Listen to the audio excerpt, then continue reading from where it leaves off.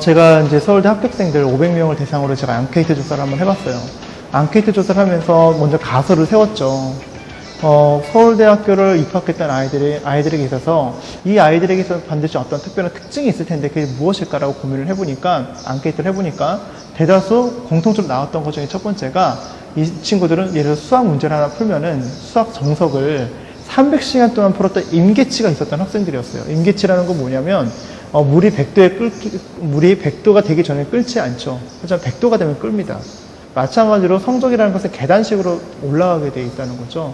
근데 아이들이 어떤 성적을 높이기 위해서는 어떤 임계치, 반드시 뭔가 충분한 연습을 통해서 어느 정점에 도달을 해야지만 그 다음 단계부터 성적이 올라가는 것을 이제 임계치 차이라고 얘기를 하는데, 아이들에게서 충분히 이 서울대를 입학했던 아이들, 그리고 좋은 학교를 갔던 아이들의 공통점 중에 하나가, 그 아이들이 무한한 내면의 시스템이 있다는 것을 알게 됩니다. 내면의 시스템이라는 것은 그 임계치, 끓는 저 100도를 끌어 올리기 위해서 무한한 노력과 인내와 끈기가 그 안에 있었다는 것을 알 수가 있었어요.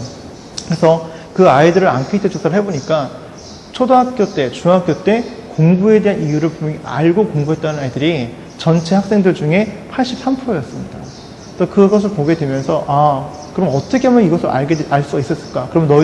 그러면 이 공부하는 이유는 궁극적으로 무엇이냐 했을 때 세 가지가 나왔습니다. 첫 번째는 인생에 있어서 선택의 폭을 넓힐 수 있는 좋은 기회라고 얘기를 했고요. 두 번째는 공부는 내 꿈을 이루어주는 좋은 도구라고 보통 이야기를 했습니다. 마지막 세 번째는 나와 남을 위해서 공부를 하는 것이라고 아이들한테 얘기를 했는데, 이 세 가지를 그럼 어떻게 해서 발견을 했냐 했더니 부모님의 영향도 있었고요. 그 더 중요한 것은 자신의 인생의 꿈과 비전을 초등학교, 중학교 때부터 지속적으로 고민해봤던 그런 과거의 경험들이 충분히 있었다는 걸 알 수 있었어요. 그래서 많은 부모님들이 이제 아이들을 이제 공부를 시키는 데 있어서, 보통 학습을 하는 데서 제일 중요한 동기입니다. 동기가 실질적으로는 공부에 대한 이유가 되고요. 그 동기가 실질적으로 아이들의 학습 계획 능력과 학습 유능감, 학습 유능감이라는 것은 내가 마음먹기에 따라서 공부를 잘할 수 있다는 얘기예요. 이 세 가지가 형성되는 가장 기초는 바로 공부를 내가 왜 해야 되는지에 대한 이유를 명확히 아느냐 모르느냐에 대한 차이라는 것이죠. 그때에서 많은 부모님들이 이걸 모르는 상태에서는 옆집에는 누가 좋은 학교를 갔더라, 누가 공부를 잘했더라, 이런 건 사실 아이들한테 독초가 됩니다.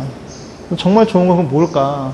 정말 좋은 거는 아이들에게 있어서 결과를 갖고 아이들을 칭찬해 주는 것이 아니라 과정에 대해서 칭찬해 주는 것이 매우 중요하다는 거예요. 그래서 어머님들이 가장 반복하는 제일 나쁜 버릇 중에 하나가, 거봐, 참 똑똑하다, 우리 아들 참 똑똑한데 참 공부를 못해. 이게 아니라, 거봐, 노력하니까 되잖아. 어떤 과정과 노력과 성실과 인내와 끈기에 대한 초점을 맞춰서 칭찬을 구체적으로 해주시는 게 상당히 중요하다는 것이죠.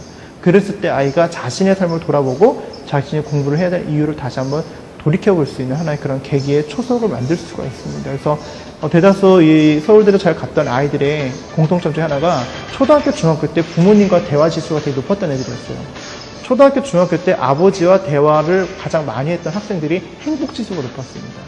그래서 저는 공부의 이유는 결국은 아버지, 그리고 가족 안에서 또 하나의 문화와 연결되어 있는 것이 아닌가 하는 생각을 하게 됩니다.